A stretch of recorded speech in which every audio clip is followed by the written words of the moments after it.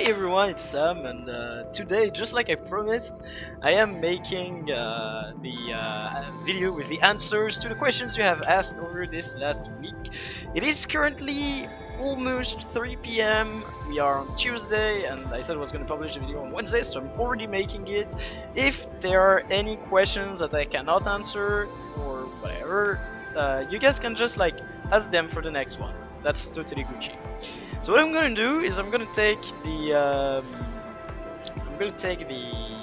my phone with the previous videos questions, and I'm gonna answer them just in the order they show up. So if I'm not answering them in the order they were posted, well, that's the reason.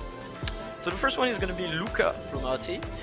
Doesn't mean you will answer all the questions, and he's asking for secret trading post methods.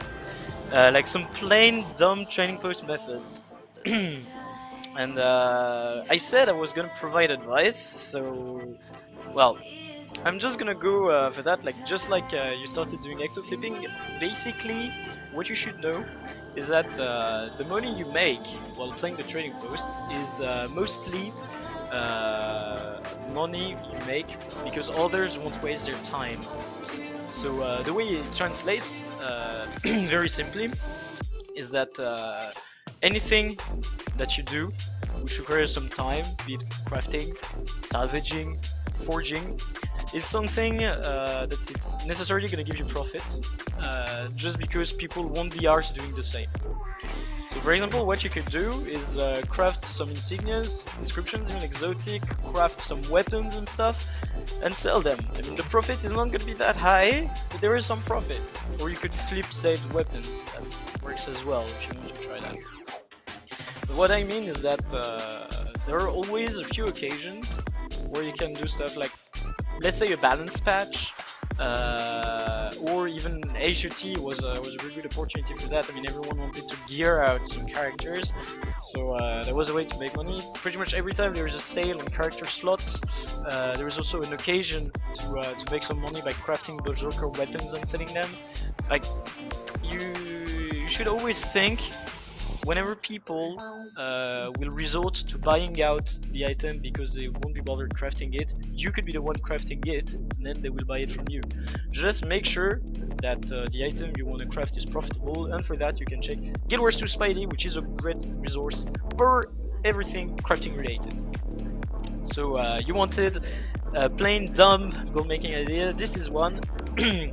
And I think I'm gonna give you another idea a bit later in the video because someone asked a more specific question than you that I will be answering. So let's go on. Then comes up a question that was asked just now by Perry. Fucking Perry, member of my guild. One of my friends told me that midgets have night vision, but I wasn't sure if it was true. I knew a little person from school, so I called him up and asked him. He didn't say anything and just hung up, so I'm pretty confused. Can you help me as you're only 1m71? Indeed, I am 1m71, but I will not accept being called a midget. I'd rather be called a hobbit. And it is true that we have night vision. It's actually fairly useful, especially when you're drunk at night and you can't see shit because all the tall people around you. Well, at least you get to see your feet and you know in which direction you're going. That's pretty Gucci. Next comes a question by Tom XC. Just curious what you were making money on at 111 and top tips for the markets at the moment. Well, this is what I meant, Luca, by saying someone asked a more specific question than you, and I'm gonna answer that one. What I made money on at the moment, what was like very good on the market, is that everyone was basically making the Heart of Thorns legendaries, and for that, one thing you need is a stack of amalgamated gemstones. So I just crafted about 2,000 of these and sold them. The profit wasn't that incredible, it was about 50 to 100 gold per stack, but I mean, why not? It only takes like a few minutes to craft them, like more like 20 minutes just of clicking, but 20 minutes of clicking for over 50 gold, like, I can live through that. It's not the worst. I've done much worse when I was crafting fricasses.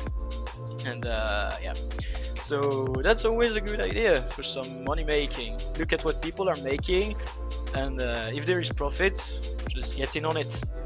and it does sell pretty fast. Like, I mean, my stacks never took more than 24 hours to sell, so I made 1 stack per day, basically. Next is a question by Guillermo Barbosa. Hello Sam, thoughts on the current state of fractals? Today is actually the day of the patch for the fractals, so I'm really hyped about it, because in my opinion fractals are totally interesting. There is no incentive to do fractals 50 plus, because it's not like you drop anything ascended from there, but they're gonna change the drop rates tonight, we hope, so we're gonna see. Do you think that Ranger has a place in the raid meta besides dedicated healer, Axe Torch Condition, for example? I played Axe Torch Condition at one point. I think it was on Veil Guardian. They needed one more condi in one of the friends groups I joined, and well, I just helped them there. But to be fair, you're much better playing Berserker Druid and indeed healing in Berserker gear, because you don't really need to go for anything healing related. If you really need to, however, I would say go Zealots and definitely don't go Clerics and Nomads. Like, this is plainly bad, very bad. And by the way, on the current state of fractals, the rewards are shit. I just wanted to say that at one point, the rewards are bad. Next is a question by Jacob Benson Smith. Sorry. What music do you like, and can you teach me wizardry of trading post flipping? So I've already given a few ideas about trading post flipping. For the rest, it's mostly figuring out your markets by yourself. And there's like another resource you guys could be using, which is the new subreddit Guild Wars 2 Economy. I'm gonna put a link for that one in the description. But what music do you like? Actually, I like a lot of music. Like a few years back, I was actually really into metal. Like you probably can't guess it by looking at me right now, but I used to have very long hair, like somewhere below my shoulders, probably the middle of my back. Long black coats, big like boots, etc. Like, I was really into it. Let's just say that, right? And I then swapped and listened quite a bit to actually Japanese music. Like I went really into anime. I watched a lot of anime, etc. And I listened a lot to video game OSTs and to like the ending and opening credit songs from Japanese anime. As of right now, I mostly listen to electro dance music, but I still have like a few good playlists of like jazz, soul, and pretty much rock from the 70s to the 90s. I have a lot of playlists with that. Like mostly one. My dad gave me a few others. Benjamin X said, "Hey Sam, what are some of the best items to flip at the moment? And what are your speculations with the upcoming Winter's Day?" Well, Winter's Day is coming in a few hours, so it's like the video is gonna be uploaded on the day after, so it's not really gonna be useful. I speculated on snowflakes, drops of magic blue, wads of snow stuffing. I don't remember the names exactly, but basically every item that's related in the crafting of the tonics, etc. Because there will be a collection with the tonics, and I see like pretty of the recipes of the stuff just to make them going up a bit. So yeah, like I just bought out a bit of that. That's usually what I do when there is an upcoming patch. I look at what's probably gonna be used for achievements and stuff, and then people will end up buying. Jason, do you prefer to flip items that have a small spread at a large quantity, or items that have a large spread at a low quantity? What are some criteria you take into account for flipping items, for example, minimum demands, minimum rate of return, etc.?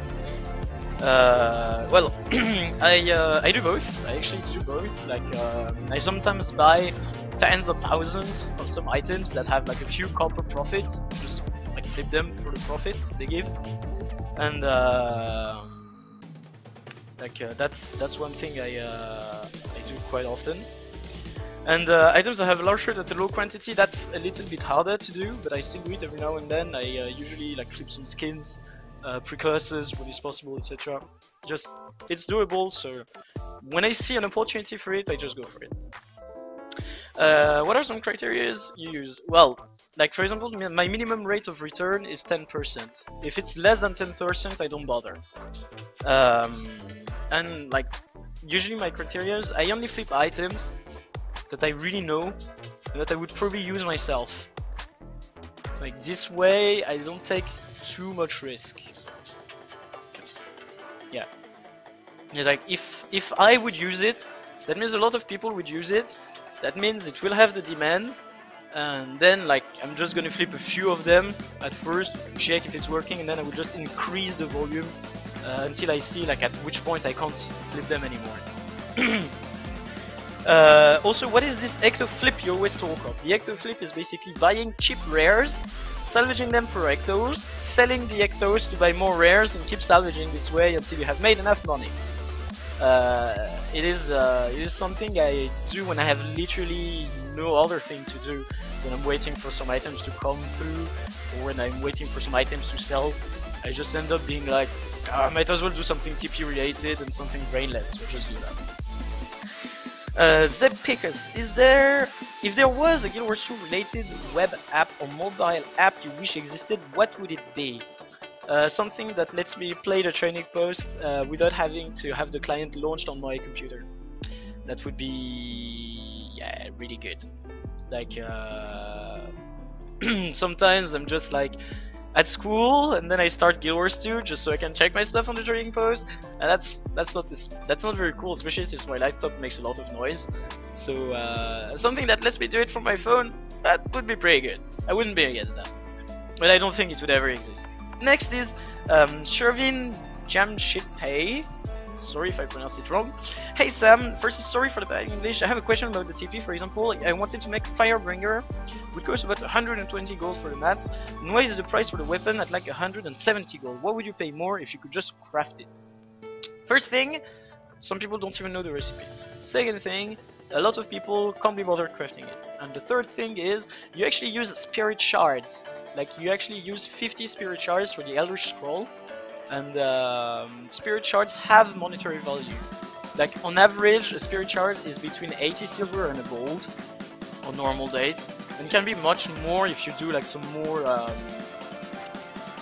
organized crafting.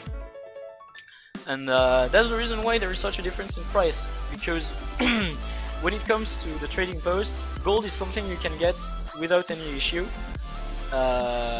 The one thing that you can't get by being on the trading post is actually like account currencies. So laurels, like I can't buy laurels, I can't buy map currency, I can't buy dungeon tokens. This is like stuff I need to play the game to have them. It's the same for spirit shards and karma. I can't just buy it. I actually need to play the game. So everything that you get only by playing the game, like spirit shards, etc., has monetary value. And people usually set their prices on the trading post to reflect that value. And let's go to the next question. So, you have mentioned on your stream a few times that it's really difficult to get into guilds like Snowcrows. What kind of stuff would you recommend practicing to someone interested in joining? Well, now that raids are out, we would expect anyone to know raids like the back of their hand, quite obviously. We also expect people to know dungeons, because even though that content is old and stale, it still has some mechanics that were interesting to know. And as such, we would expect people to still be able to do dungeons. Also fractals, you need to be able to do fractals. And when I say do, I don't mean just like do it in a group and mine only your own stuff. It's like you should be able to low man it, possibly duo it. Like there is always, in every hardcore guild, be it Snowcrows, be it the others, there is always an emphasis on good or great solo play, which is like your rotations. Are you doing the rotations of your class well to draw out the maximum damage you could? Are you paying attention to what is happening on the group? Are you acting properly to accommodate like the best to the group, etc.? This is the stuff that is expected. We don't want mindless bots like just repeating a rotation they read somewhere on the internet. We want to see people who actually know their classes and actually take the decisions that are going to be the best for the encounter and what's happening around them. Definitely. A question by Devok! What is your PvP rank? LOL. So, my PvP rank is actually 135 because I kept counting after I went above level 80. Haha! So I just kept counting it. I have like a doc somewhere on my computer with a lot of stupid data on my Guild Wars 2 account, and that's part of it. Like my PvP rank is so 135. On a similar, more interesting note, have you always been a PvE main? Yes! I started Guild Wars 2 with the PvE. I really liked dungeons. Like the first dungeon I stepped into was obviously AC story, just like everyone. And I was like, oh, this is so good! And I decided to keep playing actually in dungeons. So I just like grind in dungeons over and over again. Or have there been times where you find yourself frequenting War vs World PvP more than your beloved PvE? Actually, I never did a lot of War vs World. I used to like do my dailies at one point, but that was it. And for PvP, well, I did PvP like quite a bit. For a PvEer, I have quite a bit of matches. I am at almost 2.6k matches played. That's quite a bit, especially in ranked arena, like the old solo queue, and I have about 50% win rate because I'm a scrub. And like I did PvP a lot, not last summer, but the summer before, summer 2014. I actually played about 3-4 hours of PvP a day. Like I would wake up in the morning 2 hours earlier before my work, and I would just do my PvP dailies on NA. I'm ranked like 30 something over there, and then do my matches on U, and I climbed some ranks in solo arena, well solo like yeah, solo queue this way. Actually, like I don't remember how far I got on the leaderboards, but let's say I wasn't a scrub anymore. I did something. Next is Eger, or as I like calling him, Matitz. Hi, sorry for my bad English. Your English is good, man. Never say that. I'm not sure you're gonna ask anything related to the game, but what is the one place you find the most beautiful, as in landscape? Like real life, I guess that's what you mean. I actually went when I was a little bit younger. I went on a road trip with my mom, my aunt, and my like biologically related little sister. We went on a road trip to the Grand Canyon in the United States, and I must say that it was quite a breathtaking view, especially for even shorter me. Like I'm not tall right now, but I was even shorter before, and yeah, like being at the top of the Grand Canyon, I was like, wow, this is amazing. So yeah, there's a little bit of that. Next is Corey. Corey, if you could fix one thing about an A-net patch, what would it be? I would probably revert the dungeon reward nerf. Indeed, just like you guessed. Because yeah, like it's a little bit underwhelming to do dungeons now. Also, who is your favorite Australian? Obviously, it is you. Ta-da! There you go. Next, a question by Patrick for Life. What is the age of your cat, Kappa? Actually, I am already on my third cat, and she turned, I believe she turned 13. Yeah, she's 13 and a half, something like that. She's gonna turn 14 next year, that's for sure. So there you go. Next is Christian Jolgar. I heard you live in Denmark, so my question is, why did you move to Denmark? It's so cold here. Actually, in France I studied in a business school, and as part of the business related studies, you have at one point to do what we call an exchange semester, which is going for 6 to 18 months to a university somewhere else in the world. It can be as close as Germany and as far as Australia, or even Singapore. Like, you can literally go anywhere. And actually, a guildie of mine, he was an officer at that time, lives in Denmark, in Copenhagen, and goes to the same school as I do. And I also had another friend I used to play with quite a bit, and she lived in Copenhagen as well. And then there was a stream viewer of mine who, when he heard I was looking for a place to go to, was like, "Yeah, dude, just come to Denmark. It's amazing." That's for you, Lucas. Sorry.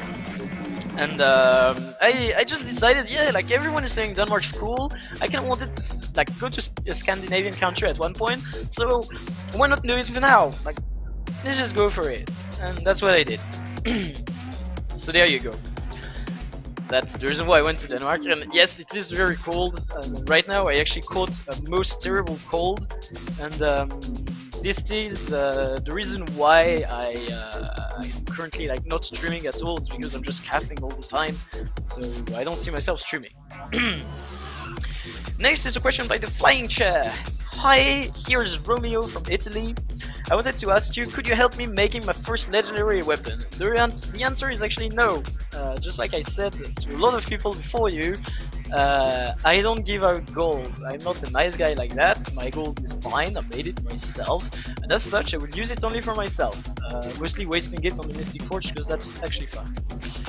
However, I do, and like I did and do organize still giveaways on my stream, and the next one, which is a 4,000 followers giveaway, is gonna be a precursor. So that's like pretty good. So you should just tune in. Next, Digital Visionary. Dude, like having numbers in your name was so 2008. I guess. Nah, just kidding. Whatever. I'd also love to hear some more advice on flipping, but I think I already gave quite a bit. Another question: what's your job, or where do you want your job to be in the future? Actually, I'm going back to France in as little as a week to start my next job, which is actually an internship for a company which you guys probably don't know. It's called PricewaterhouseCoopers, and it's actually a company that does audit, which is like the study of the functioning of a firm, and giving like management advice based on what we've seen of the company. More or less. That's really for the for dummies explanation. I can't really like do it much better. But you can just Google audit. But basically I'm going to be working in that company for 6 months, and then it's pretty much going to be whether I'm good or not. They might actually give me a definitive contract, and I could be staying there for a few years. That would be pretty good actually, because they are very good companies. And then the last question by Kevin Freak: will there be a Sam X His Cats collaboration stream? Sadly, there is very little chance for that to happen, because my cats are currently staying, well, my cat and 2 other cats we have are currently staying at my dad's place, somewhere in the French countryside. So to give you an idea of what I call my French countryside, you take a relatively big town, okay, then you put a highway, you take the highway for like 30 minutes, then you're in like the countryside, and then in the countryside there is like a small village, very small village, like there is just like a church, a bakery, and I think that's it actually. And then on the outskirts of that small village you have like big, yeah, like a big plain with sheep in there, and people from what we call Roms. I think the term used by English people is gypsies. Not sure. But basically, yeah, like people that travel and do not settle, like nomads. Let's just call them nomads. Basically, they are here and they're using that toughness gear, and so they're all staying in that plane. Okay, and behind that plane there is like a forest, and behind that forest there is my dad's place, and the cats are here, and the internet is like extremely bad. I can't maintain Skype calls, for example, and like when I try to play Guild Wars 2 I have a ping of 4,000 something. That's quite horrible. I can't play CSGO either there, like it's just meh. And actually it's to the point that it's actually easier to use my phone's tether, like the 4G on my phone. It works way better than using the internet over there. So yeah, that's that's the situation I'm in, which is why the collaboration with my cats is not possible, because yeah, it's way too in the sticks. It's not gonna work. Whatever. So I think that wraps it up. I think I have answered everyone's question, or at least everyone's questions as they were when I started doing this video. And yeah, if you guys have any other questions, I'm gonna do more of these little Q&As. I don't know when, because I still have to go back to France, move to my new place, get used to the life, etc. But like second week of January, I'm gonna resume streaming. I'm gonna resume playing the game seriously, and like basically at that point, I'm probably gonna do some more Q&A. So you guys stay tuned. If you have any like further reaction to this video, you can just write it down in the comments, and I will answer it. And if you guys don't have any reaction, it's cool as well, as long as you put a like on the video. And that's it. Ciao!